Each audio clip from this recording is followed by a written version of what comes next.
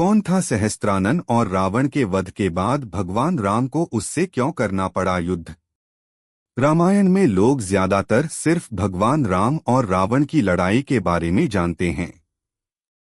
शायद ही कोई सहस्त्रानन से भगवान राम के भयंकर युद्ध के बारे में जानता है, जिसमें भगवान राम लगभग परास्त ही हो चुके थे। सहस्त्रानन रावण का ही भाई था और अत्यंत शक्तिशाली था।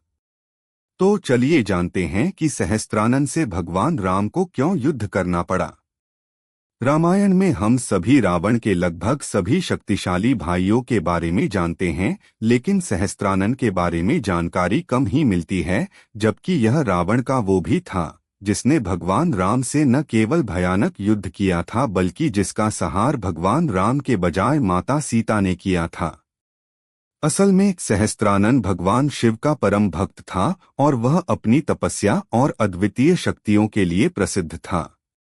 सहस्त्रानन का नाम इसलिए पड़ा क्योंकि उसके 1000 सिर थे और वह अत्यंत बलशाली और घमंडी था। रावण के संहार और अयोध्या में भगवान राम के राज्याभिषेक के बाद भगवान राम और सहस्त्रानन का युद्ध हुआ। कथा के अनुसार जब सभी मुनि भगवान राम के शौर्य की प्रशंसा कर रहे थे, तो सीता जी ने सहस्त्रानन के बारे में बताया और कहा कि उसे युद्ध में हराने के बाद ही भगवान राम का विजय पूर्ण रूप से सफल माना जाएगा। ये सुनने के बाद श्री राम ने विभीषण, लक्ष्मण, भरत, शत्रुघ्न, हनुमान आदि समेत अपनी चतुरंग सेना बनाई। उस सेना के साथ उन्होंने सहस्रस्कंध पर चढ़ाई की, जहां सहस्रानन का शासन था। सीता भी इस सेना के साथ थीं। रावण के वध के बाद सहस्त्रानन ने भगवान राम को युद्ध के लिए चुनौती दी थी। सहस्त्रानन को अपने भाई रावण का वध स्वीकार नहीं था। वह इसे अपने कुल का अपमान मानता था और भगवान राम से बदला लेना चाहता था। सहस्त्रानन को अपनी ताकत और शक्तियों पर अत्यधिक घमंड था। उसने भगवान राम को युद्ध में हराकर अपनी श्रेष्ठता सिद्ध करने का प्रयास किया। यह युद्ध अत्यंत भयंकर था।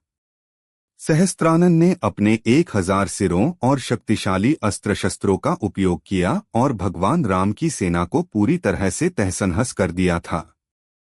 भगवान राम सहस्त्रानन पर अमोघ अस्त्र चलाया, लेकिन सहस्त्रानन ने उसे भी नष्ट कर दिया, जिससे भगवान राम निराश हो गए।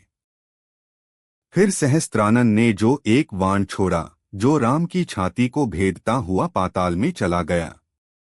इस बाण के प्रभाव से भगवान राम अचेत हो गए। यह देख माता सीता कुपित हो गईं और उन्होंने एक भयंकर महाविकट का रूप धरा और उन्होंने एक साथ सहस्त्रानन के 1000 सिरों को काट दिया। इसके बाद उन्होंने अन्य योद्धाओं का भी संहार करके मुंडों की माला धारण की। सीता बहुत ज्यादा क्रोधित थीं और उन्होंने असिता अर्थात काली का रूप धारण किया और तब सहस्रमुख का वध किया। जब ऐसा लगा कि सीता के इस गुस्से से पूरी पृथ्वी का विनाश हो जाएगा, तो ब्रह्मा ने अपने स्पर्श से राम को चेतन अवस्था में वापस लौटाया। फिर राम जी ने माता सीता को शांत कराया।